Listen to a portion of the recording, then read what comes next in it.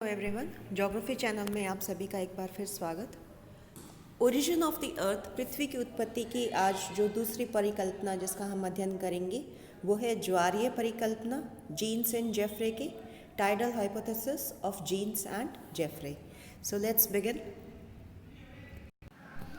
British विद्वान James Jeans ने 1919 में जॉर्ज डार्विन की ज्वारीय शक्ति की खोज से प्रेरणा पाकर ज्वारीय परिकल्पना प्रस्तुत करी और जेफरे ने 1926 में इसमें कुछ संशोधन किए। इसीलिए टाइडल हाइपोथेसिस या ज्वारीय परिकल्पना को जीन्स और जेफरे नाम से जोड़ा जाता है। ये क्या परिकल्पना थी? What was this hypothesis? इसके अनुसार आदिकाल में सूर्य एक गैस का बहुत बड़ा विशाल पुंज था। इस सूर्य के पास एक बहुत बड़ा तारा भ्रमण करता हुआ आता है और सूर्य के पास से गुजरता है।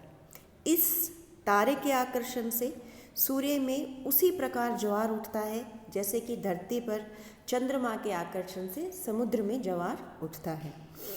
तारे के निकट आने पर ज्वार की ऊंचाई भी बढ़ती जाती है और ज्वार की मात्रा भी बढ़ती जाती है। जब तारा बहुत निकट आ जाता है तो एक सिगार की आकृति का ज्वारीय पदार्थ जिसे कि फिलामेंट कहा गया था, वो बहुत अधिक नज़दीक जब तारा आता है तो उसके गुरुत्वाकर्षण इतना तेज हो जाता है कि एक सिगार के शेप का जो ज्वारीय पदार्थ सूर्य से ऊपर उठ रहा था वो सूर्य से अलग हो जाता है और तारे की गुरुत्वाकर्षण शक्ति के कारण वो तारे के पास जाने लगता है और तारे की ओर आकर्षित होता है। किंतु तारा जो है वो सूर्य के पास से गुजर रहा था, सूर्य के पास आ नहीं रहा था। तो पहले तो वो बहुत दूरी से सूर्य के पास आता है और फिर वो सूर्य से दूर चला जाता है। तो सूर्य के जब ये तारा दूर जाता है तो उसका आकर्षण, जो गुरुत्वाकर्षण उसका था जिसके कारण वो फिलामेंट को या इस ज्वारीय पदार्थ को खींच रहा था, वो भी धीरे धीरे समाप्त हो जाता है। जब ज्वारीय पदार्थ ना तो तारे के पीछे जा सका और ना ही वह सूर्य से जाकर मिल सका, तो उसमें उसके भीतर एक ऐसी जगह पर आकर वो खड़ा हो जाता है कि जब फिलामेंट जो ये टूटकर तारे की ओर बढ़ा था, ऐसी परिस्थिति में आ जाता है कि अब वह सूर्य के आकर्षण शक्ति क्षेत्र से भी बाहर हो गया और क्योंकि तारा उससे दूर जाता है तो वो तारे की आकर्षण शक्ति से भी दूर हो जाता है, यानी कि वो एक न्यूट्रल पॉइंट पर आ जाता है। तो उस समय वह सूर्य के चारों तरफ परिक्रमा करने लगता है। यह ज्वारीय पदार्थ ही विभिन्न ग्रहों के रूप में खंडित होकर ठंडा और ठोस हुआ तथा सूर्य के आकर्षण से ग्रहों से उपग्रहों की रचना हुई। इस थ्योरी को हम डायग्राम की सहायता से एक बार पुनः समझते हैं। देखिए, ये सूर्य था और ये एक तारा है जो इसके पास से गुजरता है। तो जब जैसे जैसे ये तारा सूर्य के समीप आता है तो सूर्य के अंदर से पदार्थ, ज्वारीय पदार्थ, जिसको ये यहाँ पर जो निकला हुआ दिखाया जा रहा है, ये पदार्थ ये सूर्य से तारे के ज्वारीय आकर्षण शक्ति के कारण ज्वार की तरह ऊपर उठता है। ऊपर उठता हुआ ये बड़ा होता जाता है। जिस नेक्स्ट स्टेज में देखिए, ये जो फिलामेंट है या ज्वारीय पदार्थ है ये बड़ा होता गया। जैसे जैसे तारा पास आया ये ज्वारीय पदार्थ और अधिक मात्रा में ज़्यादा सूर्य से ऊपर उठता गया। जैसे ही ये सूर्य तारा बहुत नज़दीक आया तो इसने पहले कम था फिर ज़्यादा हुआ और नेक्स्ट स्टेज में जाकर ये जब तारा दूर जाने लगा तो ये वापस कम हो गया। तो एक सिगार की शेप इसने ले ली। सिगार इज़ लाइक दिस, ऐसी शेप होती है सिगार की। तो इसने इस प्रकार का आकार ले लिया। जब तारा बहुत समीप आया था तो उसके गुरुत्वाकर्षण शक्ति से आकर्षित होकर ये फिलामेंट जो है यह सूर्य से अलग हो जाता है। तारा अब लगातार पहले पास आ रहा था, नज़दीक आता है और फिर वो धीरे धीरे इस सूर्य से दूर जाता है। जब दूर जाता है तो फिलामेंट जो इस तारे से अट्रैक्ट हो रहा था, इससे आकर्षित हो रहा था, वो इसके पास नहीं पहुंच पाता क्योंकि अब तारे और इस फिलामेंट के बीच की दूरी बढ़ गई है। अब ये ऐसी स्थिति में आ गया कि ना ही तो ये वापस सूर्य से जाके मिल सकता, ना ही ये तारे से आके मिल सकता। ये इतनी दूरी पर सूर्य से होता है कि ये सूर्य के चारों तरफ ही चक्कर लगाता रहता है। यह है फिलामेंट। अब इसी फिलामेंट को जीन्स और जेफरी ने कहा ये जो फिलामेंट है जिसका आकार सिगार के शेप का था, इसी से धीरे धीरे आगे ग्रहों की उत्पत्ति हुई।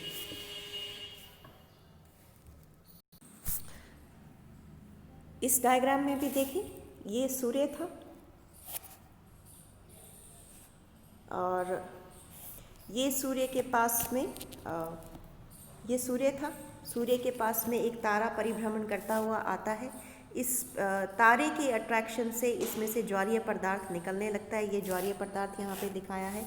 ये इसका अट्रैक्शन, इसका जो गुरुत्वाकर्षण है वो इतना अधिक होता है कि ये ज्वारीय पदार्थ अलग होकर सूर्य से और एक फिलामेंट का रूप ले लेता है।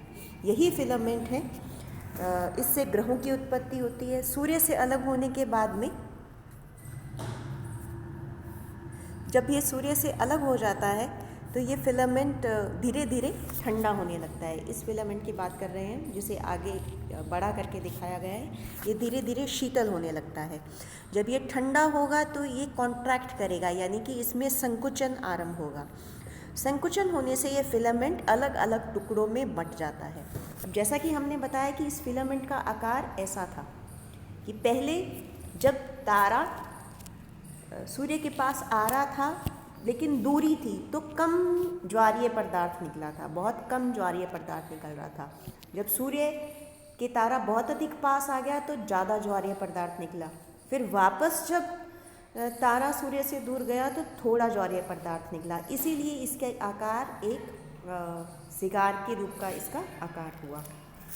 तो जब ये अलग हो गया उसके बाद में ये ठंडा होने लगा। ठंडा होने लगा तो इसमें संकुचन होने लगा, ये कॉन्ट्रैक्ट होने लगा। कॉन्ट्रैक्ट हुआ तो धीरे धीरे इसके कई टुकड़े हो गए और वही टुकड़े धीरे धीरे वो कंडेंस होकर, घनीभूत होकर उनसे ग्रहों या प्लैनेट का रूप लिया। तो ये इस प्रकार से मरकरी, वेनस, अर्थ, मार्स, जुपिटर, सैटर्न, यूरेनस, इस प्रकार से ऐसे ये तारों का निर्माण हुआ। इस क्रिया से ही फिलामेंट से 9 ग्रहों की रचना हुई। इसी प्रक्रिया के अनुसार सूर्य की आकर्षण शक्ति के प्रभाव से ग्रहों पर वापस ज्वार उत्पन्न हुआ और उनसे भी कुछ पदार्थ अलग हुआ। जैसे धरती पर भी सूर्य के आकर्षण से ज्वार उत्पन्न हुआ और उससे कुछ पदार्थ अलग हुआ और वह पदार्थ घनीभूत होकर ग्रहों के उपग्रह बन गए। यानी कि अगर इस हाइपोथेसिस के अनुसार, जेम्स एंड जेफरी के ज्वारीय हाइपोथेसिस के अनुसार जो ग्रहों से उपग्रह बने हैं वह भी ज्वारीय शक्ति के साथ बने हैं। ये सभी ग्रह जो फिलामेंट जब ठंडा हुआ, ठंडा होने के बाद में संकुचित हुआ, संकुचित होने के बाद में इनके छोटे छोटे टुकड़े बन गए। यही टुकड़े ग्रह बन गए। ये 9 ग्रह बन गए। अब ये 9 के 9 ग्रह सूर्य के चारों तरफ रेवोल्यूशन कर रहे थे, परिभ्रमण कर रहे थे। इस परिभ्रमण के दौरान इन ग्रहों पे भी ज्वारीय शक्ति, सूर्य के कारण इनमें भी ज्वारीय पदार्थ ऊपर उठा। ऊपर उठकर वो इन ग्रहों से अलग हुआ, अलग होकर ठंडा हुआ और उससे इन ग्रहों के उपग्रहों का निर्माण हुआ। जीन्स एंड जेफरे की इस परिकल्पना से न सिर्फ हमें पृथ्वी की उत्पत्ति का एक अंदाज़ा लगता है, इस परिकल्पना के अनुसार पृथ्वी की उत्पत्ति कैसे हुई, बल्कि इसके साथ साथ सौरमंडल की अनेक समस्याएं भी सुलझ सी जाती हैं। उनमें सबसे पहले है ग्रहों का क्रम और आकार, कि ग्रह इसी क्रम में क्यों हैं और ऐसा क्यों है कि ग्रह जो सूर्य के नज़दीकी ग्रह हैं वो छोटे हैं, फिर बड़े हो जाते हैं और फिर बाद में वापस छोटे हो जाते हैं। तो एक जो चीज़ ये हाइपोथेसिस क्लियर करता है, नंबर 1 है ग्रहों का क्रम व आकार। सूर्य से जब ज्वारीय फिलामेंट अलग हुआ तो आपने देखा कि वो बीच में से चौड़ा था और किनारे से पतला था, और इस फिलामेंट के टूटने से ही ग्रहों का निर्माण हुआ। तो जो बीच के ग्रह हैं वो बड़े हैं और जो किनारे के ग्रह हैं वो छोटे हैं। ग्रहों का यह क्रम वर्तमान के सौरमंडल के ग्रहों को पूर्णतः सामंजस्य, जो अपने अब सौरमंडल के ग्रहों का अध्ययन करते हैं उससे कम्प्लीटली सामंजस्य बनाता है, उससे कम्प्लीटली कोरिलेट करता है। सूर्य की ओर से अगर हम प्रारंभ करें तो सबसे पहला ग्रह है बुध। ग्रह सबसे पहले है और यह बहुत छोटा है। उसके बाद में फिर आता है शुक्र, पृथ्वी, मंगल। और ये आप देखिए जैसे जैसे ये सूर्य से दूर होते जा रहे हैं, यानी कि फिलामेंट, ये आप देखिए ये वो फिलामेंट का ही आकार यहाँ पर दिखाया है। और जैसे जैसे सूर्य से दूर होते जा रहे हैं, लगभग ग्रहों का आकार भी बढ़ता जा रहा है। बीच में बृहस्पति आ जाता है जो कि सबसे बड़ा ग्रह है। उसके बाद में पुनः ग्रहों का आकार घटता जाता है। अंत में कुबेर सबसे छोटा ग्रह है। कुबेर का ग्रह दर्जा 2000 में समाप्त हो गया, अतः इसे अब बोना या डॉर्फ प्लैनेट कहा जाता है। दूसरा जो ये क्लियर करता है वो है उपग्रहों का क्रम। इस परिकल्पना के अनुसार ग्रहों के उपग्रहों का निर्माण ग्रहों से निकले हुए ज्वारीय पदार्थ से उसी प्रकार हुआ जैसे सूर्य से निकले ज्वारीय पदार्थ से ग्रहों की रचना हुई। तो इस प्रकार ग्रहों के उपग्रहों का भी वही क्रम है जो कि ग्रहों का है। अर्थात एक ग्रह में अगर कई उपग्रह हैं तो जो सबसे बड़ा उपग्रह होगा वो बीच में होगा और जो किनारे में उपग्रह होंगे वो छोटे उपग्रह होंगे।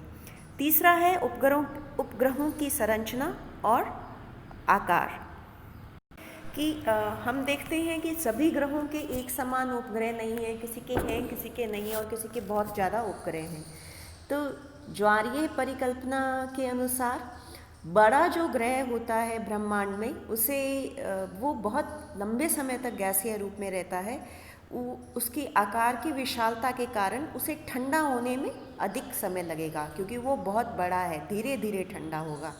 इस कारण बड़े ग्रह से फिलामेंट का या ज्वारीय पदार्थ का अलग होना आसान होता है और यही कारण है कि जितने बड़े ग्रह हैं उनमें उपग्रहों की संख्या ज़्यादा होती है और जो छोटे आकार के ग्रह हैं उनमें उपग्रह यानी कि सैटेलाइट्स की संख्या कम होती है। किनारे वाले ग्रहों के आकार छोटे होने के कारण वो जल्दी ठंडे हो जाते हैं। ठंडे हो जाएंगे यानी कि वो ठोस हो जाएंगे। ठोस हो जाएंगे तो अब ज्वारीय पदार्थ उनमें से अलग होना आसान नहीं होता, इसीलिए उनमें या तो उपग्रह हैं नहीं और अगर हैं तो उनकी संख्या वर्तमान में कम है। तो ये जो बात है ये हमारे प्रेजेंट जो सौर मंडल है, सोलर सिस्टम में ग्रह और उनके उपग्रह हैं, उनकी व्यवस्था को पूर्णतः समझाती है। नेक्स्ट पॉइंट है ग्रहों का परिभ्रमण कक्ष। टाइडल हाइपोथेसिस के अनुसार जो ग्रह हैं उनका परिभ्रमण कक्ष है उसे सूर्य कक्ष के एक निश्चित कोण में झुका हुआ होना चाहिए क्योंकि सूर्य की आकर्षण शक्ति से ग्रह झुक जाता है। यह तथ्य भी वर्तमान ग्रहों के कक्ष से पूर्णतः मेल खाता है क्योंकि प्रत्येक ग्रह का कक्ष झुका हुआ है। तो ये था जीन्स एंड जेफरे की ज्वारीय परिकल्पना। बहुत ही सरल थी। इसमें ये फिलामेंट का आकार ही क्यों बना, ये ऐसा आकार ही क्यों बना कि ये किनारे से पतला था और बीच में से अधिक चौड़ा था और किनारों से पतला था।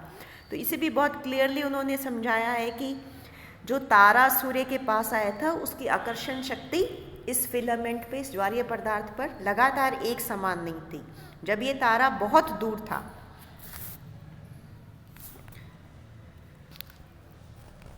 जैसे कि यहाँ पे जब ये तारा बहुत दूर था तब इसका जो आकर्षण शक्ति थी वो कम थी, इसलिए कम पदार्थ बाहर निकला।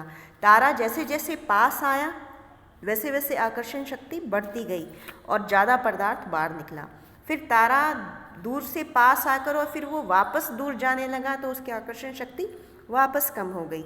तो फिर वापस कम पदार्थ जो ज्वारीय पदार्थ था या फिलामेंट था वो बाहर निकला और इसीलिए जो निःसृत पदार्थ था यानी कि इजेक्टेड मैटर था उसने एक सिगार का आकार लिया। वीडियो बड़ा हो जाने के कारण अब इसका जो मूल्यांकन या आलोचना है वो नेक्स्ट वीडियो में हम अध्ययन करेंगे। Thank you.